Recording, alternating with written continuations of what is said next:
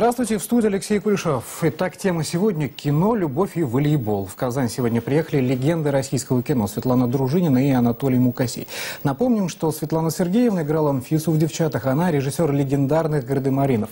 Анатолий Михайлович снял «Большую перемену», «Чучело», «Не будите», «Спящую собаку». В наш город супруги приехали с частным визитом поболеть за свою невестку, именитую волейболистку Екатерину Гамову.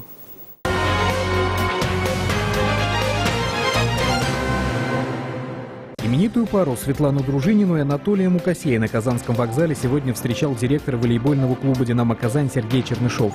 Визит в столицу Татарстана носит частный, семейный характер. В Казань пара приехала поболеть за свою невестку Екатерину Гамову. Она вышла замуж за сына Анатолия Мукасея и Светланы Дружининой Михаила прошлым летом.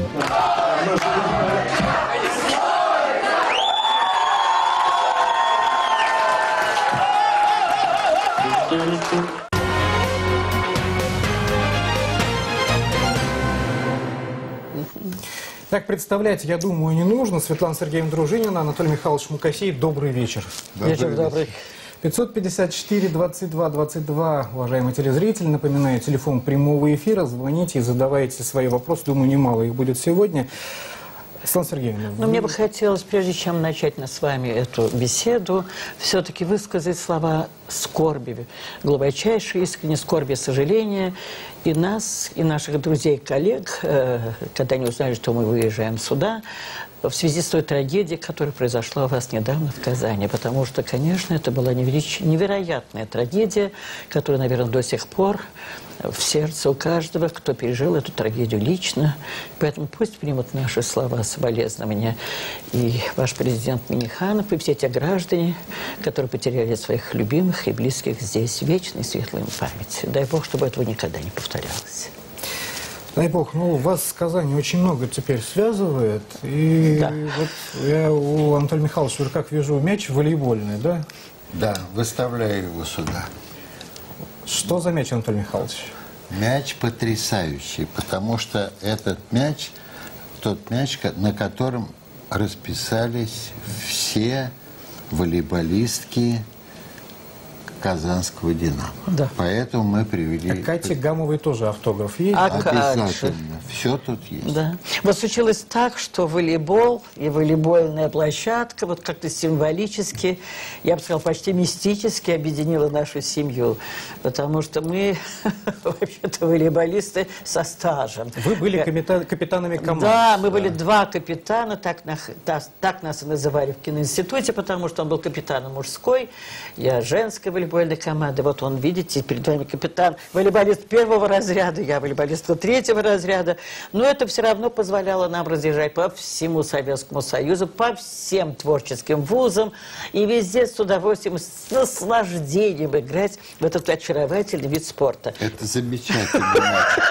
Анатолий Михайлович, я, насколько знаю, вот, кстати, волейбольный мяч помог вам и познакомиться, да, потому что вы вот подбросили его, да, Светлана Сергеевна? Нет, я, как обычно, играл в волейбол. И случайно совершенно, да, якобы случайно, да, в институте кинематографии, я случайно попал этим мячом в эту прекрасную женщину, прям тоже находящуюся, да, тоже находящуюся в этом спортивном зале. Да. И после этого, да, увидев мяч и увидев меня, она уже не могла оторвать глаз ни от мяча, ни от меня. Не от кинематографа. А вы, Светлана Сергеевна, где все-таки в первый раз увидели? На волейбольной площадке или в кино? На волейбольной площадке. Ты меня? Или я его? Кто кого? Анатолий Михайлович, я Светлану Сергеевну увидел впервые на экране, да, в картине «За витринами универмага», где она играла Соню Башко. Это была красавица, от которой я тоже глаз не мог оторвать. Слушай, а почему была? Ты домой не приходи. Я про кино говорю, а не про жизнь. Это было тогда, когда мы с моей мамой уехали в город Гагру с моей сестрой. Моя мама и папа были разведчики-нелегалы, нас поселили на даче Сталина. И там показывали кино. И когда эту картину мы смотрели на экране, там... За витринами. За витринами, да. Я про это и говорю. Мне эта девушка очень понравилась. Я маму спросил: мама, тебе нравится эта девушка? Она сказала: да, эта девушка кьют, хорошенькая. Хорошенькая. Я говорю: а хочешь, я на ней женюсь? Я говорю: я бы не возражала. Это была моя первая встреча со Светланой Сергеевной. Вы тогда пошутили или действительно появилось серьезное намерение? Нет, у меня были серьезные намерения, потому что я обладаю потрясающей интуицией. Я это почувствовал, моя интуиция передалась ей, и мы уже 55 лет вместе. Да. Но нужно было для этого ему поступить в киноинститут, потому что до этого он был просто школьником. Да. Нужно было поступить в институт, играть за волейбольную команду мужскую и, так сказать, засадить мне вот этим мячом, между прочим, в морду лица. Как говорил тогда Светлов, в тот момент, когда я завязывала себе... Но это было случайно. Случайно. Я не мог так точно. Если бы я бы точно так играл, то наши бы все, если я бы был в сборной Советского Союза. Светлана Сергеевна, и вот человек, который, как вы выражаетесь, засадил вам в лицо мечом, вы тогда догадывались, и была интуиция, что ваш будущий супруг? Нет, ни в коем случае. Я была очень сердита. У меня был такой эмоциональный в этом случае отрицательный момент, потому что мы же все готовились к игре, понимаете? Все-таки, несмотря на спорт, мы оставались женщинами. Поэтому мы всегда приводили себя в порядок, потому что приходила болеть не только вся волейбольная, вернее, не только в ГИКовская вся ситуация, наша компания, но приходили и другие вокруг института. Это была такая вот мощнейшая вообще, мощнейшее сражение, да. Вот, предположим, так же, как сейчас мы ожидаем вот этой потрясающей игры, которая у нас будет завтра, потому что вот на этом уровне переживаний, страстей мы всегда играли. Дело в том, что волейбол был тогда невероятно популярен. И мне очень хотелось бы, чтобы все-таки эта игра сейчас заняла такое же надежное, нужное место.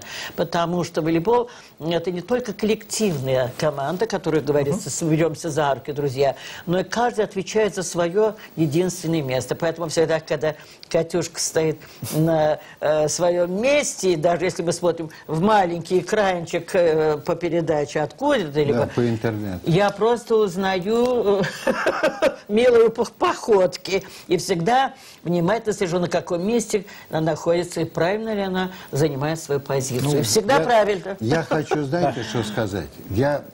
Светлана Сергеевна была в Казани уже, а я впервые сегодня приехал, и вот Сергей Чернышов, вот директор команды «Динамо», он меня провез по Казани. Я восхищен этим городом. Просто я потрясен. Я никогда не ожидал, что этот город такой красоты, честное слово. И поэтому просторов. И вообще здесь очень хорошо и легко дышится. Поэтому я понимаю Катюшу нашу, которая в Казани играет за Казань. Ну, Катюшу вы знали, и за Катюшу болели еще до того, как она стала членом вашей семьи. Да. Вот я говорю, это какая-то мистическая страсть. Да. Ваш сын, кстати, тоже, Михаил, в волейбол тоже играл. Да. У нас такая волейбольная семья. Просто волейбольная семья. Поэтому мы обожаем мячики. И вот этот мячик, золотой, потрясающий, я подозреваю, что он не случайно здесь с нами, потому что он маленький, ну, по крайней мере, золотой талисман, который, мы надеемся, завтра будет на нашей игровой волейбольной площадке. Вот это тот самый талисман. Да. Как вы отреагировали, когда Катя впервые в вашем доме появилась, кстати? Это было очень смешно. Это была осень, это была слякоть. Мы бываем на даче у себя, сейчас это уже Новая Москва, но только почти что для того, чтобы рассчитаться со всеми нашими долгами, потому что мы приезжаем туда редко, много работаем, и всегда берем вот самое необходимое, чтобы пожить там вот эти 2 денька и уехать. И вдруг нам Миша звонит уже где-то во второй половине дня, по-моему, это была суббота, говорит: ма, я говорю: да, я к тебе сейчас в гости еду с Домодедова, я сейчас вот подъеду, говорю: Мишенька, пожалуйста, я сейчас вот с девушкой, я говорю: ты знаешь, тебя накормлю, на девушку, боюсь, еды в нашем доме уже не хватит. Ну, ма, ну, я говорю: ну вот ты имей в виду, что вот тебя я накормлю, на девушку еды не хватит, тем более я даже не знал, что будет у нас такая девушка. Он говорит: ну не волнуйся. Я, значит, говорю: ты знаешь, все равно, какая бы девушка ни была, все-таки надо соответствовать. Вот все мы по сусекам погребли, накрыли стол. И теперь я скажу. Да. Появляется Миша и я сразу узнаю Катюшку. Ну, это совсем И не так. это Как было, для Светлана Сергеевна? меня было большим счастьем, потому что мы ее обожали уже давным-давным-давно. Да. Уже много-много лет. Когда она играет, мы все время восхищались этой девушкой, этой женщиной. Катя потрясающая, мы ее обожаем. И когда она появилась в нашем доме, для нас это было счастье. Нет, совсем еще, вы знаете, вошел первый Миша, то ли еще где-то там доделал, что такое к Я уже столу. все видел в окно. А я вижу, идет Мишка, я говорю, Толя, Катя к нам идет, Гамова! Она так закричала, что весь поселок содрогнулся. И, конечно же, Мишка, они привезли с собой какие-то там сумки, еще что-то. Но самое потрясающее, я могу сейчас сказать, что я подглядела. Потому что они пошли делать шашлачок. Это место шашлычное уже было покрыто таким мокрым снегом. И у Катюшки были кеды. И надо было по колено идти туда. И вдруг я видел, как Мишка, дровяник, берет дощечки и прокладывает по своим шагам ей такие, знаете, деревянные помосты. И она идет туда по дереву. А потом мне все время там сидели, готовили что-то и держались за ручку. Это было для меня потрясение. Они так нежно и дружно держались за руку и готовили шашлык, что я сказала, как хорошо, по-моему, это навсегда. И я уверена, что дай Господь, все это будет навсегда. Светлана Сергеевна, Анатолий Михайлович, но у вас тоже очень дружная семья, вы 55 лет вместе, вы уже сами Не знаете. слова грустно. Да. Ну, потому что, скажут, все так долго не живут. Да А ничего мы- подобного, так живут. Ну, зачем так долго не живут? Глупо. Вы вот скажите, кстати, да, что помогает, в принципе, так долго держаться вместе? Тем более вы Я вам работаете расскажу. вместе, это самое Это сложное, я вам наверное. Ну, пусть он расскажет. Это я, пусть он. Мне разрешили. Пусть он я расскажет, расскажу. да. Вы знаете что, я думаю, что мы живем так долго вместе, потому что нас объединяет работа. Работа. Мы вместе со Светланой снимаем кино. Мы снимаем кино, когда мы общаемся на съемочной площадке, приходим домой, опять общаемся по поводу кино. Поэтому у нас общая жизнь, общие интересы. Мы ссоримся. И у нас Взаимоотношения это происходят. кино, это просто наша любимая работа. Да. Вы понимаете, когда вы на работу идете как на праздник, даже с просонью, надежде на то, что все-таки вас ждет впереди Это какое-то так, потрясение, а каждый съемочный день это обязательно потрясение. Неважно с каким знаком, но потрясение. Особенно, когда вы снимаете зимой. А все перевороты были зимними, особенно, когда перед вами скачут лошади, а когда, особенно там шпаги, а под Москвой все меньше и меньше 18 века. Поэтому всякий раз испытываем легкие потрясения, но вроде бы на экране получается. А вот после потрясений мы прибегаем быстро домой, и вот это уже, когда все наши творческие разногласия заканчиваются, потому что Но не надо- надолго, потому что, прибегая домой, творческие разногласия прекращаются, мы сразу готовим что-нибудь покушать, и она молча, все молча. Кто Это 12 посуду час моет, ночи, как правило, кто бывает это, кто такое. это, все чего-то там мы шебуршимся делаем, садимся за стол, выпиваем рюмочку водки, Чтоб согреться. чуть-чуть после мороза расслабляемся, и после этого я говорю, Светик, я пойду спать. А я говорю, Она говорит, нет. извини, давай решать, что будем делать завтра. Завтра. И То есть начинается творческий процесс все опять время процесс. продолжается. Поэтому мы все время вместе и все время думаем об одном и том же.